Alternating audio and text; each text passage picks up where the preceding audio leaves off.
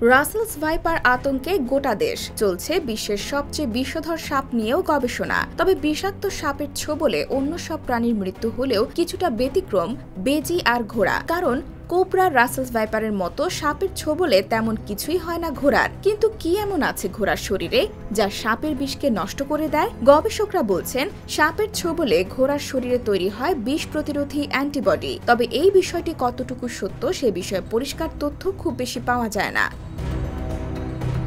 জানা যায় ঘোড়ার শরীরে তৈরি হওয়া অ্যান্টিভেনম সাপের বিষের কার্যকারিতা নষ্ট করে দেয়। একবার ভিয়েতনামে এক ফরাসি গবেষক লক্ষ্য করলেন বর্ষাকালে সাইগন এলাকায় গোখরা সাপের উপদ্রব বেড়ে যায়। এ সময় সাপের কামড়ে অনেক মানুষ মারা যায়, কিন্তু মানুষ মারা গেলেও স্থানীয় গাধা ও ঘোড়া মারা যাচ্ছে না। তখন সে কৌতূহল থেকেই এ গবেষণা শুরু করলেন।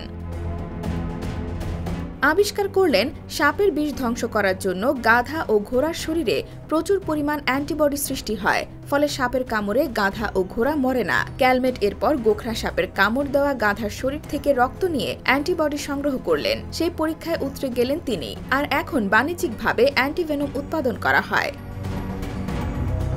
তবে সাপের কামড়ে ঘোড়া যে মরে না এই কথাটি সম্পূর্ণ সত্য নয়। ঘোড়া সাপের কামড়ে মারা যেতে পারে, তবে এটি নির্ভর করে সাপের প্রজাতি এবং সাপের বিষের মাত্রার উপর। কিছু সাপের কামড় ঘোড়ার জন্য মারাত্মক হতে পারে, যেমন কোবরা, কেউটে এবং কালাজ। এই সাপগুলির বিষ ঘোড়ার শরীরের বিভিন্ন অঙ্গকে ক্ষতি করতে পারে, যার ফলে ঘোড়ার মৃত্যু হতে পারে।